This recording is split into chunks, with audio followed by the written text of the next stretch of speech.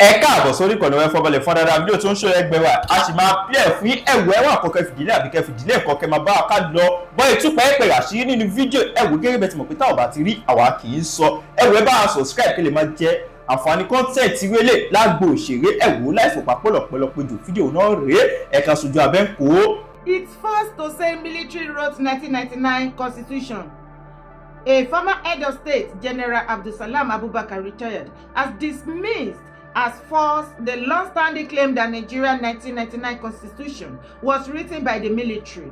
He insisted that close to 95% of the document was lifted from the 1979 constitution, a text drafted by 49 civilian legal experts with no soldiers involved. Abdulsalam disclosed that the decision to adapt the 1979 constitution rather than General Sani Abacha's unpopular 1995 draft constitution came to him as a welcome relief after a 25-member committee is set up, found that Nigerians nationwide, at home and in the diaspora, had overwhelmingly rejected the Abacha-era documents. Laura Kosha, General Abdulsalami Abubakar, former head of state, wọ́n jẹ́ kó yé ìwà àti èmi wípé gbogbo ariwo tá a pa wípé 1999 constitution àwọn sójà ló kọ torí ayé ìgbà àwọn ológun àbí wọ́n láwọn kọ́ o àwọn sójà kọ́ ló kọ́ o. According to him bí ó ní about 49 civilian legal experts àwọn ni wọ́n kọ constitution yẹn. Ó ní nígbà tí òun set up committee àjẹ́ wípé ní ìgbà tí táwọn take over. Ó ní ìgbà tí àwọn set up 25 committee láti lè gbé ìgbésẹ̀ lé lórí àwọn ni wọ́n jẹ́ kó yé òun wípé constitution tí late Abacha tí ó ti draft sílẹ̀ Nigerians both home and abroad wọ́n reject ẹ̀ pé irọ́ ni. Èyí ló wá mú the 49 civilian legal experts wọ́n sáré lọ pìrìpìrì wọ́n lọ kó ọlọ́gbé constitution 1979 wọ́n lóun ni wọ́n wá fi ṣe another náà fi ṣe 1999 constitution. Kí ló wà nínú constitution yẹn? Ǹjẹ́ ó pay Nigeria? Ǹjẹ́ ó move Nigeria forward? Kí ló wá fa àròyé tó báyìí? Mo ti sọ fún yín pé tá a bá fi gbẹ́nu lé June yìí títí wọ next year February election wọn mo lóríṣiríṣi àṣírí la máa tú ẹ jẹ́ ká jọ máa lè bá but before then tẹ̀lé mi wá wo fídíò yìí. The mind. Now what they did was that they recruited mining marshals, number one.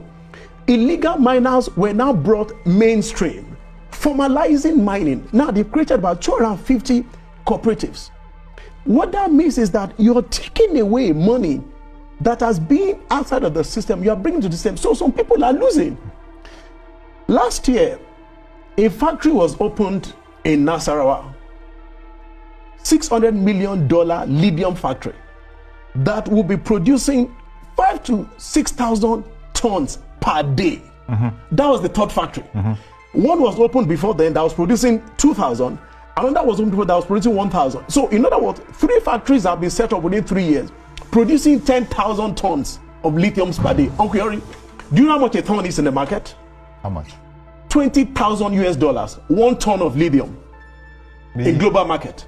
On the global market. On the global market. Who sets the price? 20,000. The commodity exchange, whatever in London. Okay. $20,000. Lithium. This is the main material in the new generation batteries. Batteries, correct. Thank you. Whether in a car, in your phone, computer. Yeah, correct. Yeah. Now, the question we should now ask is, if in 2-3 years there's a company that's been set up that is processing almost 10,000 tons per day, and a ton is $20,000. Now you're talking about $200 million per day. That has now come mainstream. That is taxable. Royalties are now being paid. The question is, who has been making that money illegally for the past 20-30 years? That indeed becomes the question. Who are the people that have been earning $200 million and much more per day for the past 20-30 years?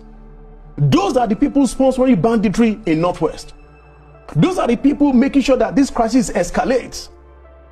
Because why? Government has taken away their source of illegal income. Now, is this, I hear you, Obafemi, I hear you. Take a look at this video. You will be surprised to see what these people are mining inside this hole in northern Nigeria. What they are mining inside this place, gold. You will be surprised to see how deep this place is. And they go inside. I don't even know how they survive inside this hole. This thing is very, very deep. And they go inside there to mine the gold. And the major factor that is fueling insecurity in the north is illegal mining of natural resources, especially gold, in the northern part of Nigeria. This illegal mining operation has created a lot of powerful criminal networks, armed groups, and illegal revenue sources, which contributed to worsening insecurity in the north. Just look at this. You can see this person you are looking at is in the deepest part of this mining hole. I don't even know how they breathe, how they cope with mining inside this place. You can see those things that are mining. These are the golds. You can see golds. Just look at.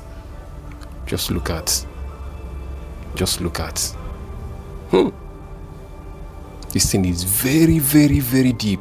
And they go inside here to mine. They are not even afraid of this thing collapsing on top of them. And this mining is illegal. And the federal government is doing nothing. These are the resources that are supposed to be in the control of federal government. But because they are in the north, the government is afraid of doing something. The Chinese people are the ones in charge of this mining operation in the north. Last time, so many people raised the alarm, including Adams Oshomole, that Chinese people are the ones arming bandits in the north to protect them as they carry out their mining activities. Just look at the golds. These are golds these people are mining. And the money that is generated from this is not accounted for. It is only few individuals that are eating the money that are in charge of these things that are happening. But oil in the Niger Delta belongs to federal government, but the gold in the north belongs to north. Àlàyé brother wa yẹn. Ẹ̀yin náà ẹ wò ó. Ẹ wo ayé wa níbi tá jọ bára wa. Ẹ wo analysis yẹn látẹnu máa yẹn. Gbogbo àwọn àlàyé lọ́pọ̀lọpọ̀ wa ti gbọ́.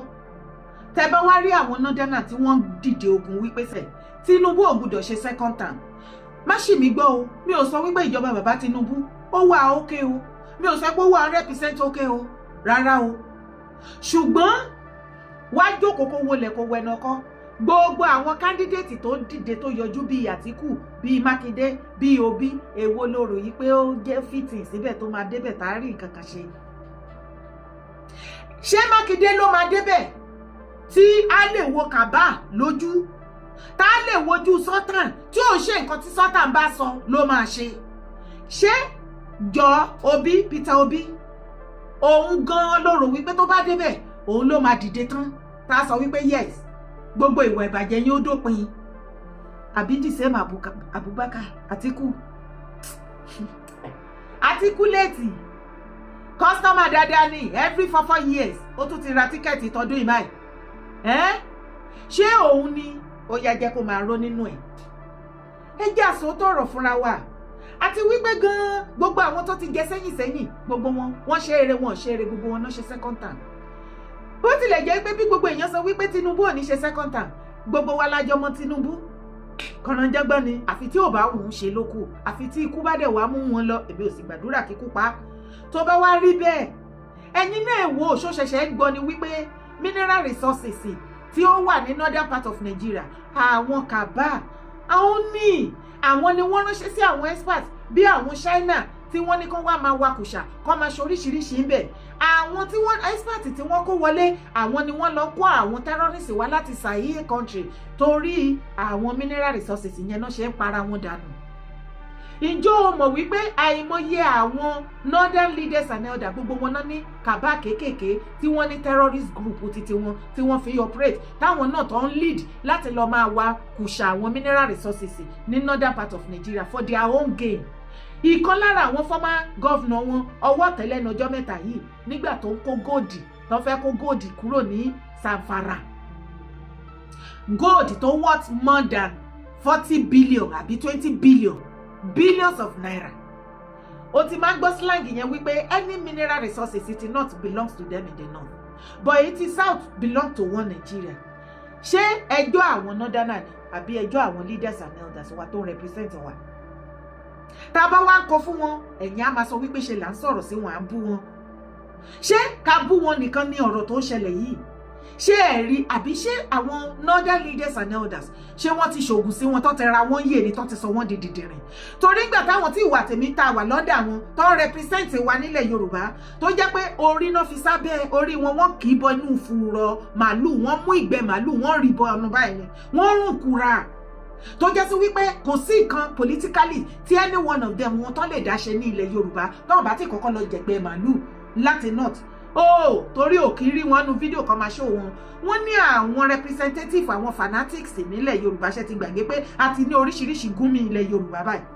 Àwọn yẹn ni wọ́n máa lọ bá and that is why tó ṣe rí wípé kò sí gọ́vnà kankan tó ń bọ̀ lọ gbé irú Gumi Mufti Ìwó, Gumi Olúwo àti gbogbo àwọn Gumi the rest of them torí wọ́n need the connection wọn láti lead wọn lọ sọ́dọ̀ àwọn bàbá wọn northerner kọ́ lọ jẹ̀gbẹ́ màálù. Wọ́n need the attention wọn. They can never become anything meaningful politically without linking that northerner. Ó ti yé yín. Ṣé ìgbà tí wọ́n ti wá dé tó ti finish àwọn leaders and elders wa báyìí kí ni iṣẹ́ tó kan ìwọ àti èmi báyìí ṣó ti rí pa ti wọ́gà o? Bí ìwọ àti mi ṣe máa jára wa lábẹ́ wọn tá máa fèsì ilẹ̀ wa tá máa tú ilẹ̀ wa ṣe òun ni ká jọ mú gbọ́.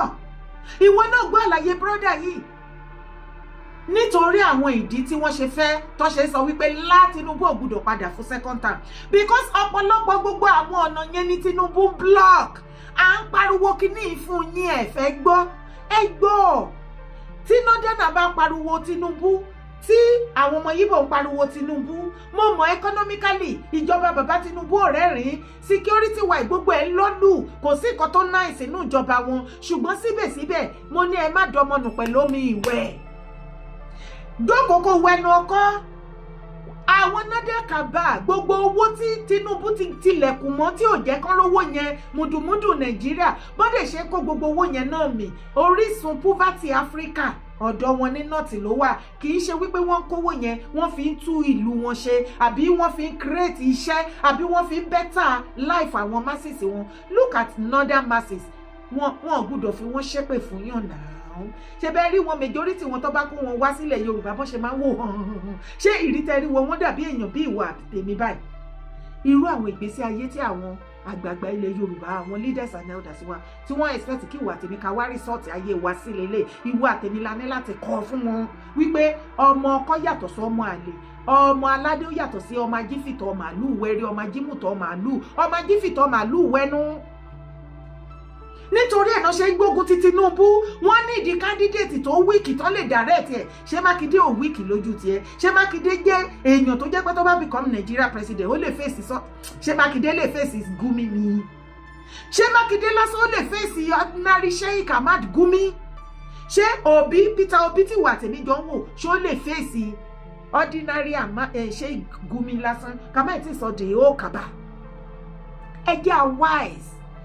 Tí northerner bá ń pariwo wọ́n mọ̀ nǹkan tó ń ṣe wọ́n tán ti àwọn èèyàn wọn síta torí wọ́n mọ̀ pé gbogbo mùdùmùdù yẹn Tinubu tilẹ̀kùn mọ́ wọn ó ti kán gbogbo ẹ̀ wọn kò kàn sí wọn lẹ́nu mọ́ ẹ̀mí wọn ti fẹ́ pín.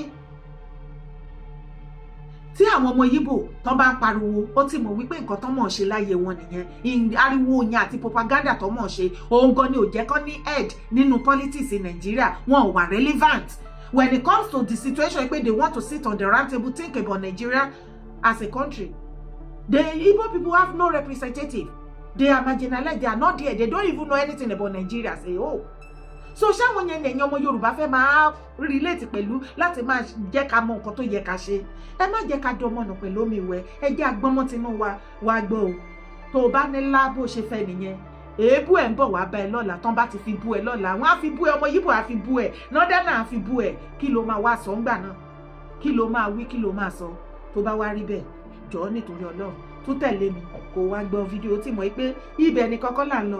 Kí ni Davido ṣe tí àwọn northerner tí wọ́n ní kó mórí wá kó fọrùn lẹ̀? Wọ́n ní you embarrass us on a global stage. Hausa praise singer ra tackles Davido. Hausa praise singer Rara has criticized Davido for displaying the names of abducted Oyo school children and teachers during the 2026 FIFA World Cup countdown concert. Can you imagine? Gbogbo wa la rí shirt tí Davido tó wọ̀. Ó dẹ̀ sọ fún wa wípé gbogbo kíní tó wà lára ẹ̀yẹn orúkọ gbogbo àwọn tí wọ́n kó lọ tí terrorist kó lọ ní Ọ̀yọ́ tán tí release orúkọ gbogbo wọn ló fi ṣe tó fi síbẹ̀. Àwọn náà dáná ní níṣẹ́ ni Davido lọ leak secret Nigeria ní public ní Western world. Ẹ bá mi bèrè lọ́wọ́ Nọ́dánà tí n bá sọ fún yín wípé àyàtọ̀ gédégbé ṣé ẹ ti ń rí kí Nọ́dánà tó ń grant interview. Ó dàbí ẹni pé gbogbo interview táwọn Nọ́dánà máa ń grant káàkiri ní media houses in Nigeria mi ò rò pé àwọn people rò wípé à ń rí labroad o. Mi ò rò wípé wọ́n rí o. Wọ́n mọ̀ wípé gbogbo interview wọn ni wọ́n ń gbọ́ labroad. Tẹ̀lé mi kó wá wo fídíò. The government just think they can just do anything they want to do, and it's just so sad. Religion and the economy. Yeah, religion is really people are killing us. laughing at it, kidnapping. Yeah, this is Maryland. We're right here in Maryland. You see what they're doing, you know. And I'm gonna go over there to show you what's going on. Like I said, all over the world right now, we're talking about Nigeria, and it's not easy at all. And they have something coming up. You say June 20th, Saturday, at McPherson Square. Join us on Saturday, June 20th. By the White House. By the White House. Yeah, 10 a.m. on Saturday. This is Maryland. All people of good conscience. Join us. We all have to join hands together and make sure everything is right. You And with know. all those facing danger. Yep. Join us. Sing with us. Pray with us. Support our effort. Stand with the persecutor. Join us on Saturday, June 20th. Save Nigeria. Yep. Like we said, religion is one big problem. From Big. terrorism, from violence, from insecurity, from displacement. Thank you, bro. God bless It's you. time to stand with the persecutor. Save Nigeria rally. Nígbà tí Nọ́dánà ń sunkún bẹ́ẹ̀ tó ní kí gọ́ọ̀mẹ̀ntì Nàìjíríà kan lọ gbé Davido, wọ́n ní kán lọ arrest Davido, wọ́n ló leak secret wọn, wọ́n ló disgrace Nigeria as a country, wọ́n ló embarrass Nigeria as a country, wọ́n ló lọ promote Nigeria, ó lọ expose ìdí Nigeria ní Western world wípé there is a terrorist in Nigeria o, the northern part of Nigeria are killing the rest of Nigerians. For this reason, wọ́n ní kí Nigeria government, wọ́n ní kó lọ gbé pé terrorist ní Davido. For displaying those abducted children and the teachers, for displaying their names, automatically Davido has become a terrorist to them. Ṣùgbọ́n the same northern leaders and the same northern people, these are the set of people tó jẹ́ pé máa ń wá sí online from time to time. Tó máa ń sọ wípé you must live with them. Terrorists are going nowhere. You have to accept them. Either they kill you, or they find your husband, your wife, or your children, they rape you, or whatsoever, any kind of brutality they unleash on you. You must accept them. You must live with them by fire, by thunder. These are the words coming out of the northerner, most especially Sheikh, Ahmad, Gumi. Maybe they don't even know that all those interviewed, they are granting up and down, all those they are you must live with them, their video and everything is being watched globally. The whole wide world are watching your videos. Gbogbo interview yín from the northern part of Nigeria have been watched globally, from the US to the Asia country to the Indians to the Europe to the whole world. Ta ló máa bá wa sọ fún àwọn Northern àti bá wa sọ fún yín wípé ìyàtọ̀ gédégbé ẹ máa rò pé yàn kọ́ yín sọ̀tì wọn ni. Ìrònú aronú jura àgọ́dì. Tí bá sọ wípé ẹranko làwọn pípù yìí kọ́. Adéyìn ògbọ́rọ̀ tó sọ. Fídíò tẹ wò tán, ẹjọ́ nítorí Ọlọ́run. Ṣé wọ́n ṣẹ̀ṣẹ̀ ń protest against terrorism ní Nàìjíríà? Ní abroad ni. Gbogbo ìgbà tá fi ṣe Yorùbá nation, ṣé a ṣe placard? Bóyá ń ṣe rally ní US, náà ń ṣe ní UK, là ń ṣe ní Germany, all over the world, bẹ́ẹ̀ là ń ṣe ní Nàìjíríà. with the placard bó ṣe pa àwọn èèyàn. Ẹ̀bà ọba tí wọ́n ti pa tí terrorists ti pa dànù nílẹ̀ Yorùbá sìn, wọ́n ti máa over 10 of them. Yes, àwọn ọba tó kù ẹjọ́ wẹ́wẹ́ náà ń rò kiri títì. Ogun wà, àwọn ti ṣetán láti ṣe, wọ́n lè fogun, wọ́n lè fi stop terrorism. Ó là ń gbọ́, wọn rí ìkọ̀kọ̀ ṣe sí, kàkà bẹ́ẹ̀ wọ́n ti sá kúrò ní orí palace wọn. Ẹjọ́ ìgbà tí terrorist bá ti wá ya wọ àwọn big city tẹ́yìn kábíyèsí ìgbèríko sá lọ. Ṣé ẹ máa sá kúrò bẹ́ẹ̀ ẹ̀ ń sábọ̀ labroad? Rárá, ẹ máa ń rò yẹn o. Àwa wà ń bí fún yín o. À ń dúró dè yín ni o. À lè yín padà sínú Nàìjíríà. Go and do your work àsọba ló jẹ́ bẹ́ẹ̀. Look at ẹ wo bí tá bára wà náà. Báwo ni Nọ́dẹ́nà ṣe máa ń ronú báyìí? That is US ló ń wò yẹn. Ṣé US ni àbí UK? Èyíkéyìí inú ẹ̀ wàá gbọ́n bẹ́ẹ̀. Òun ni wọ́n ti ń protest against insecurity in Nigeria. Northern Nigeria are buying the rest of Nigeria. The whole wide world, Western world, come to our aid. They have kidnapped children. 6-month-old children, 1 year, 2 years, 3 years. They beheaded one of the teacher. The northern leaders and elders are the ones sponsoring terrorism in other part of Nigeria. They are killing the Southerners. Come to our rescue, the whole world. We need you.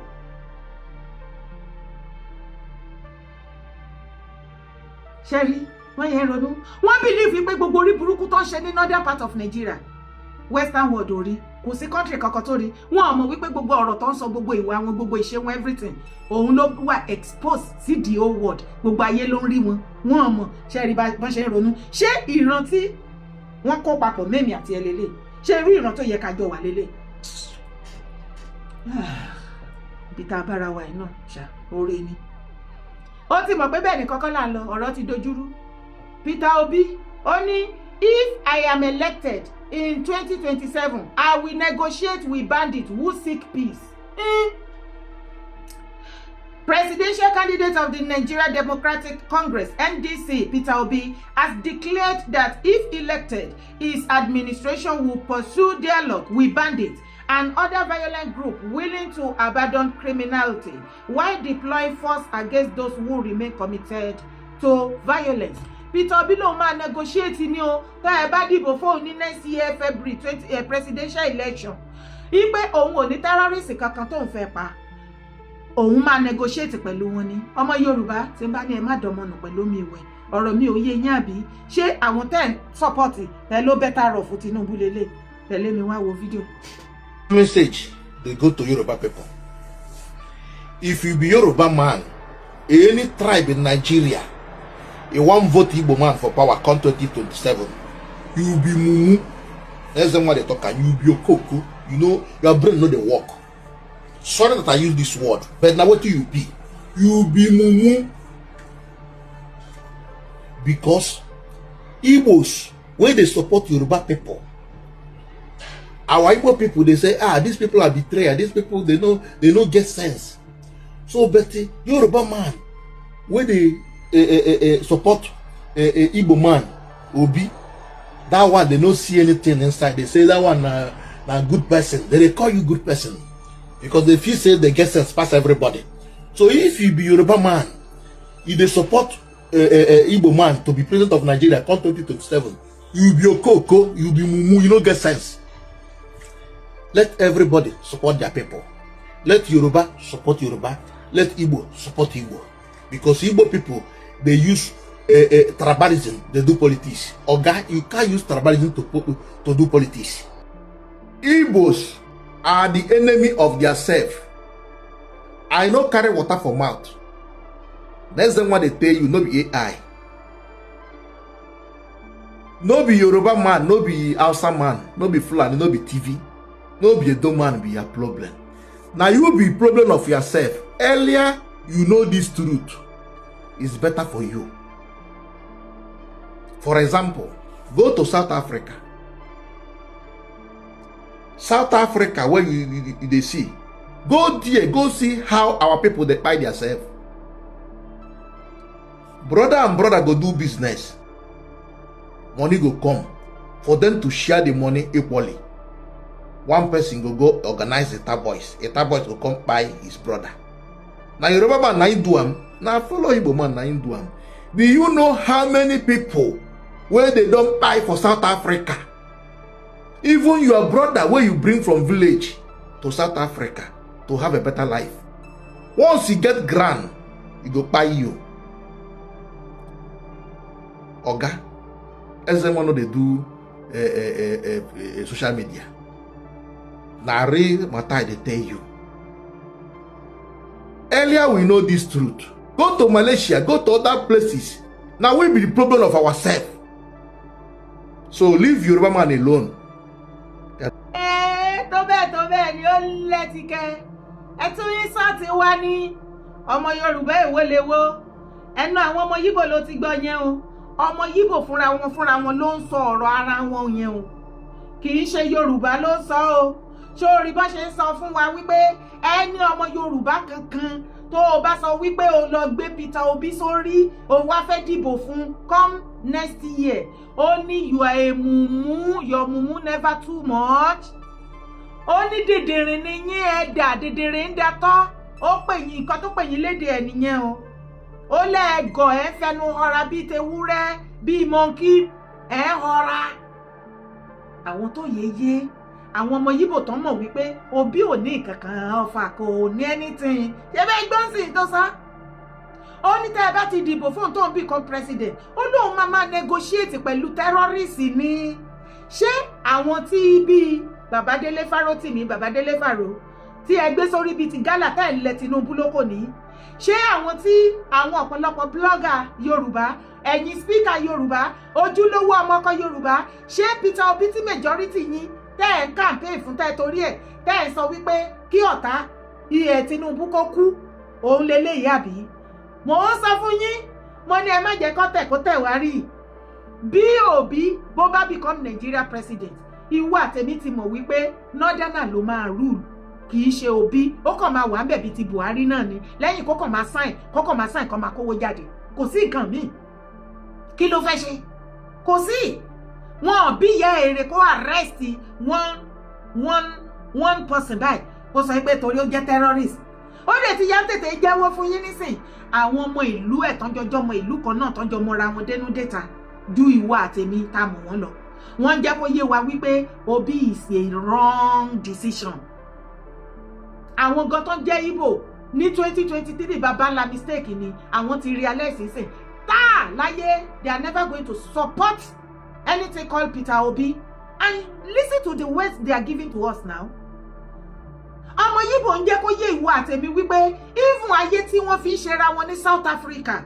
Lóòótọ́ àwọn South Africa wọ́n ní tiwọn lọ́wọ́ ṣùgbọ́n tá ẹ bá gbọ́ ayé tí àwọn ọmọ Yíbò tán náà ń ṣe ní South Africa ojú àgbà ẹtì as a Nigerians. Òun lọmọ Yíbò ń sọ fún ẹ̀yin. Even ní China, name anywhere. Ẹjọ́ ṣe business ọmọ Yíbò tó ọmọ Yíbò kẹjọ ṣe business tó bá tó àsìkò tá iṣẹ́ owó ọmọ Yíbò àpá ẹ we know them. When it comes to pé kọ́ máa ta oògùn olóró àwọn ni wọ́n ní. Tó bá di wípé kí wọ́n máa ṣe lóru tàtàtà ká rọ́ọ̀bù ká ṣe gbogbo ẹ̀ ká kólé onílé ká gba mọ́tò ká lọ tà ká ṣe gbogbo ẹ̀ kó dọ̀sán kán wá máa tó entourage kán lọ gbé the biggest shop kí wọ́n sanwó 10 years sílẹ̀ wọ́n ready àti ọmọ Yíbò ready àti kó 1 billion gan sílẹ̀ fún ṣọ́ọ̀bù kékeré tí ò jámọ́ kankan nígbà tó jẹ́ wípé ẹmọ bọ́n ṣe ń rówó fake drug wọ́n ti fẹ́ pa Nàìjíríà tán bí